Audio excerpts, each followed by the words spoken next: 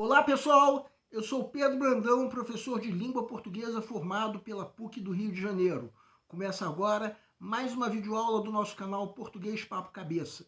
Em primeiro lugar, inscreva-se no nosso canal para não perder nenhuma das nossas próximas videoaulas e ative o sininho para receber todas as notificações. Nessa aula vamos dar continuidade ao assunto de coesão textual, que diz respeito a um conjunto de elementos lexicais e gramaticais que propiciam uma relação recíproca entre os elementos de um texto. Recordando que nós já dissemos em outras videoaulas, a coesão textual pode ocorrer mediante dois tipos. A coesão referencial ou referenciação, que ocorre quando um componente do texto faz referência a um outro elemento que pode estar presente no texto ou ser dedutível de acordo com o universo textual, e a coesão sequencial ou sequenciação, quando são usados procedimentos linguísticos que estabelecem entre os elementos do texto diversos tipos de relações semânticas e ou pragmáticas. Bem, sobre a coesão referencial nós já falamos em outras videoaulas. Nessa aula nós vamos prosseguir o estudo do segundo tipo de coesão textual, a coesão sequencial ou sequenciação. No caso, a sequenciação frástica. Como nós acabamos de dizer, a coesão sequencial ou sequenciação ocorre quando são usados procedimentos linguísticos que estabelecem entre os elementos do texto diversos tipos de relações semânticas e ou pragmáticas. E a sequenciação frástica, que é o assunto dessa videoaula, ocorre quando esses procedimentos linguísticos não são de recorrência. Vejam bem, na aula de número 433, estudamos a sequenciação parafrástica, que ocorre quando os procedimentos linguísticos que estabelecem entre os elementos do texto as relações semânticas e ou pragmáticas são procedimentos que envolvem a recorrência de alguma coisa. Em alguns casos, a recorrência de termos.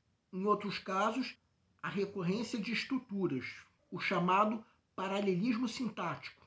Em outros casos, a recorrência de conteúdos semânticos, no caso, chamada paráfrase. E em outros casos, a recorrência de recursos fonológicos. Só que a sequenciação frástica não envolve qualquer tipo de recorrência. Nós aqui do canal planejamos uma aula para cada tipo de sequenciação frástica. E essa aula é a terceira e última dessas videoaulas. Nela nós vamos estudar o terceiro tipo de sequenciação frástica. A sequenciação frástica por encadeamento por conexão, que ocorre quando as relações que a sequenciação permite estabelecer entre os enunciados do texto envolvem a presença de um conector ou operador argumentativo. Vamos entender. Segue um quadro. Vejam essa tirinha da série Gatão de Meia-Idade, do desenhista brasileiro Miguel Paiva. As aparências enganam. 2. Sérgio e Susana parecem se amar, mas na realidade se odeiam. São atores obrigados a trabalhar na mesma novela e a fingir que não podem viver um sem o outro. Não só podem, como devem. Ah, este é um beijo técnico. Agora vejam essa frase. Sérgio e Susana parecem se amar, mas na realidade se odeiam. Vejam que nessa frase a conjunção mais atua como um operador argumentativo, ou seja, uma palavra ou locução que permite um encadeamento de enunciados, estruturando o texto e permitindo uma orientação argumentativa. No caso, a palavra mais é um operador argumentativo de contrajunção, ou seja, promove um contraste de argumentos, deixando subentendido que o que nós estamos destacando agora em verde é uma premissa verdadeira, ainda que pareça destoar do que vem antes. O operador argumentativo de contrajunção é apenas o primeiro tipo de operador argumentativo. Outro tipo é o operador argumentativo de adição, que são os operadores que somam argumentos a favor de uma mesma conclusão. A partir de agora, nesse quadro, cada um dos operadores argumentativos ficará destacado em vermelho. Outro tipo é o operador argumentativo de comprovação, que indica que um argumento é mais forte a favor de uma determinada conclusão. Outro tipo é o operador argumentativo de conclusão, que indica que uma premissa funciona como algo dedutível a partir do que foi dito. Outro tipo é o operador argumentativo de justificativa ou explicação, que, como o próprio nome diz, coloca uma premissa como justificativa ou explicação para outra. Outro tipo é o operador argumentativo de comparação, que estabelece um confronto entre dois elementos, tendo em vista uma determinada meta para ser alcançada. Agora, quem quiser pode dar uma pausa para conferir esse nosso quadro. Não se trata de um quadro completo, até porque são tantos operadores argumentativos que a gente nem imagina. Bem, a partir dessa aula nós vamos dar uma interrompida no assunto de coesão textual, já que nas aulas de quarta-feira nós estamos abordando a redação do Enem, mais precisamente as competências que são avaliadas pela banca. E o que nós aprendemos até essa aula agora pode dar conta da próxima aula de quarta-feira, em que nós abordaremos exatamente a competência 4, que é a que avalia a capacidade do participante de demonstrar conhecimento dos mecanismos linguísticos necessários para a construção da argumentação, ou seja, a coesão textual. Mais tarde, em algum momento, retomaremos esse assunto, que por enquanto fica aqui. Só que nós ainda vamos comentar uma questão de concurso relativa a esse assunto. Segue um quadro. PUC do Rio Grande do Sul, 2012.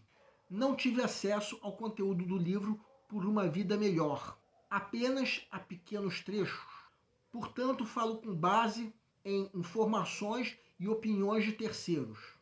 Nessa perspectiva, vejo como positivo o debate que a abordagem pouco ortodoxa dos atores desencadeou, pondo fogo em um tema, em geral, tido como irrelevante, a língua materna em uso. Entretanto, um trecho da obra me preocupou.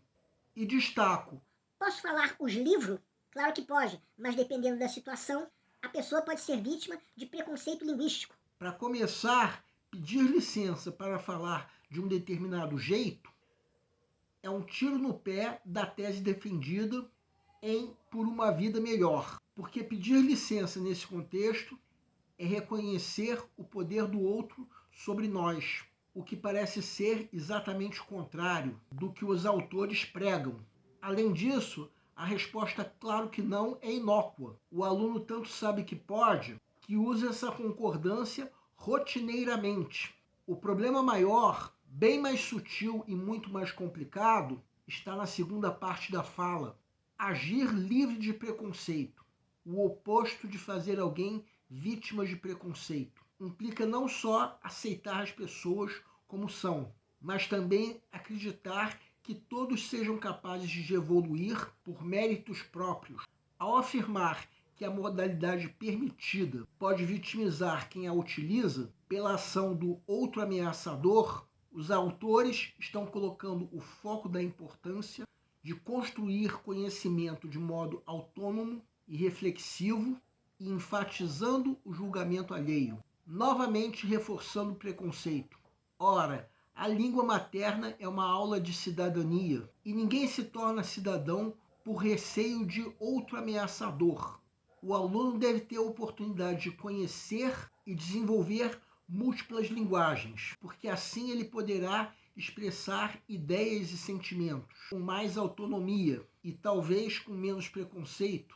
Tudo isso pode parecer muito sutil, mas a linguagem é feita de sutilezas, para o bem ou para o mal. Considerando o sentido de algumas palavras e expressões do texto, não é correto afirmar que a conteúdo do livro opõe-se a pequenos trechos. B. A expressão pouco ortodoxa é sinônima de inconveniente. C.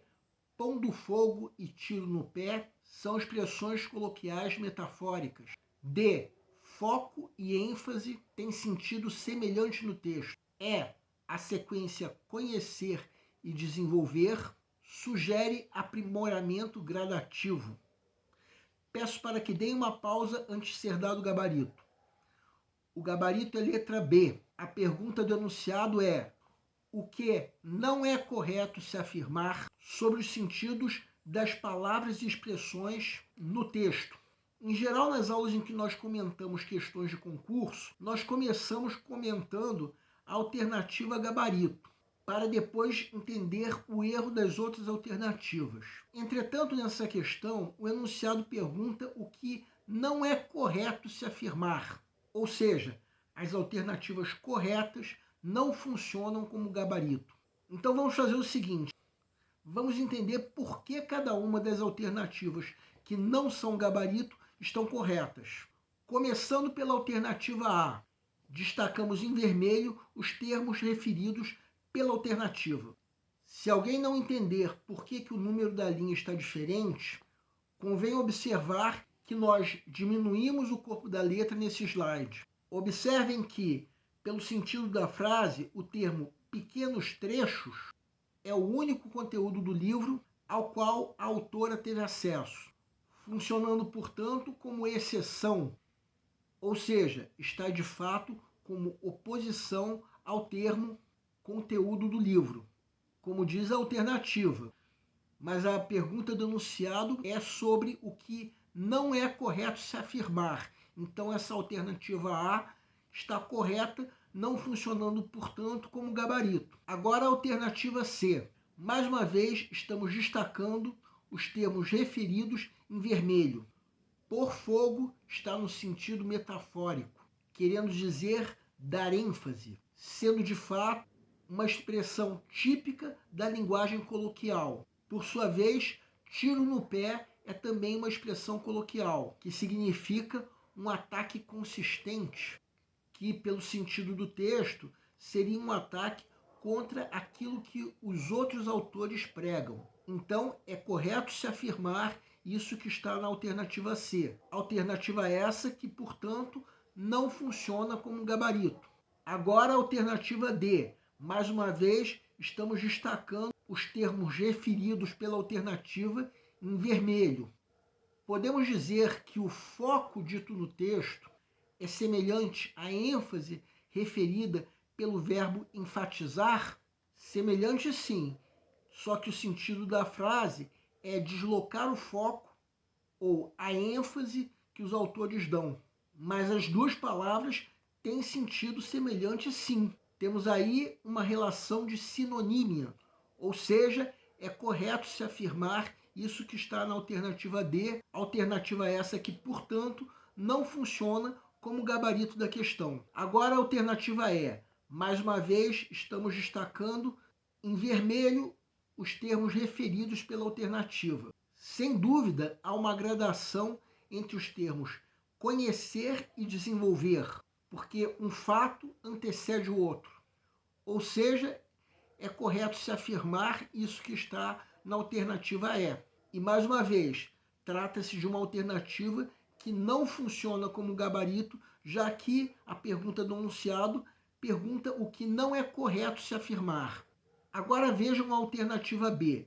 Mais uma vez, estamos destacando em vermelho os termos referidos pela alternativa. Quem quiser pode dar uma pausa para perceber que jamais poderíamos substituir o termo pouco ortodoxa por inconveniente, já que, pelo contrário, o fato de se tratar de uma abordagem pouco ortodoxa, pelo menos pelo sentido do texto, foi o que desencadeou a importância de se discutir a língua materna. Assim sendo, o que está nessa alternativa é absurdo. Então, essa alternativa é o gabarito da questão, porque a pergunta do enunciado é sobre o que não é correto se afirmar. Bem, daqui a algum tempo nós vamos voltar a abordar o assunto de coesão textual, que por enquanto vai ficar por aqui. Mas aguardem! O nosso canal Português Papo Cabeça antigamente se chamava Aprenda a Língua Portuguesa.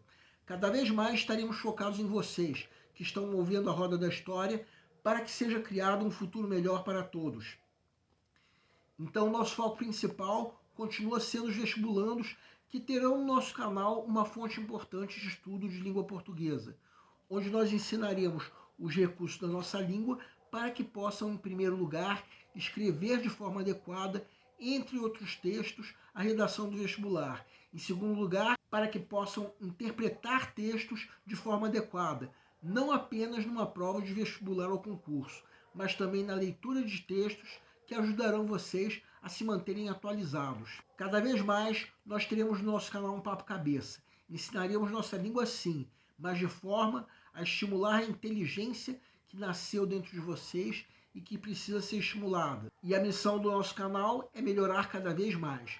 Então vocês podem usar tanto o nosso e-mail quanto a nossa fanpage do Facebook para fazerem qualquer comentário, elogio, crítica ou até reclamação sobre as nossas videoaulas. E vocês também podem usar tanto o nosso e-mail quanto a nossa fanpage para pedirem para esclarecer qualquer dúvida que vocês tenham a respeito da matéria. E nós agradecemos a todos vocês que estão assistindo nossas videoaulas. Em especial, nós agradecemos a todos vocês que estão compartilhando nossas videoaulas com outras pessoas. Muito obrigado porque vocês estão ajudando o nosso canal a ser feito. Pedimos ainda que deixem um like. Muito obrigado e aguardem nossa próxima aula.